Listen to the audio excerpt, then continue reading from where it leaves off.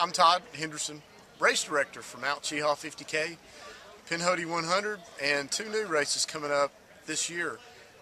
June the 1st is Cheaha 50K and half marathon trail run and Rebecca Mountain 50 miler. All four races are held on the Pinhoti Trail. Can you talk about Pinhoti 100? How long you've been doing that race?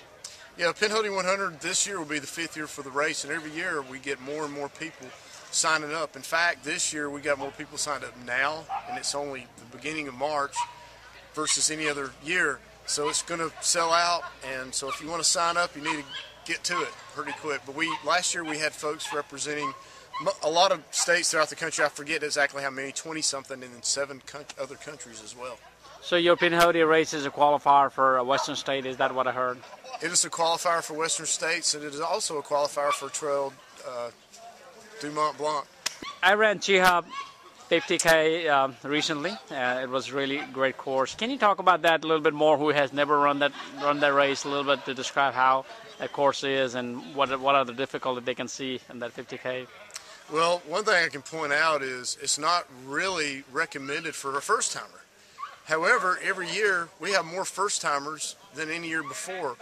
It's really a good thing. People that are just getting into trail running to do a really hard race, when they finish Cheaha 50K, they know they have accomplished something, and it is a great feeling because it's such a tough race. The whole course is pretty much hills, up and down. There's only one small stretch of really downhill, smooth running, and that's after about the halfway point. So there's a lot of rocks, a lot of hills, but it's all worth the run, and apparently so, because this race sells out every year, and we try to add more slots when we can, but due to the logistics, we can only have so many people. So next year when we start doing registration, you need to sign up early because it'll fill up quick. What does it take to be a trail runner? Well, to be a trail runner in general, if you're already running, you're running roads, all you got to do is get out on the trails a little bit. Trail races are offered from 5K, 10K, 15K, all the way up to 100 miles. But when you think of trail running, most people typically are thinking of ultra marathons or anything over marathon distance, so usually a 50K or more. But to prepare for any trail run, it just requires just getting out on the trails, because on pavement's more, you get a lot more pounding there. It's smoother.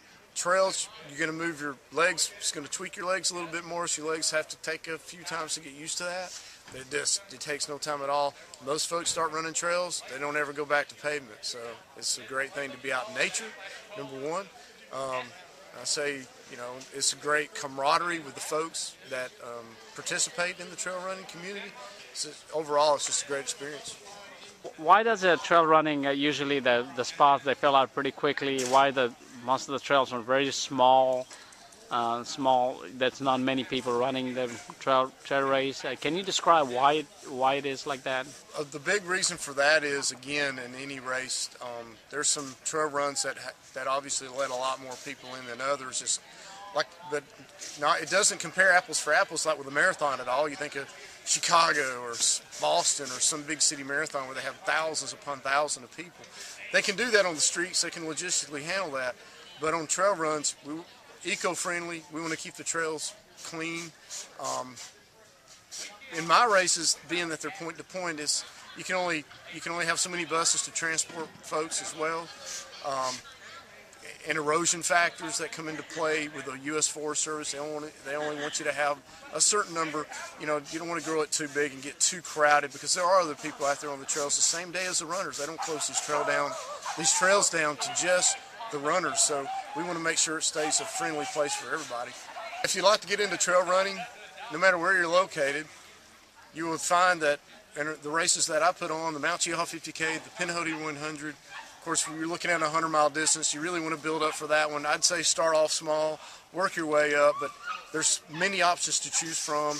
I'm adding a couple more this year. So the Cheaha 50K just took place this past February, but we got a couple more coming up. A good first-time ultra marathon coming up this summer, which you don't find very many 50K ultras in this part of the country this time of the year. But June 1st, got a 50K and a half marathon on the trails, so it's a great opportunity to get out there and explore and learn about the trails and learn about what it's all about.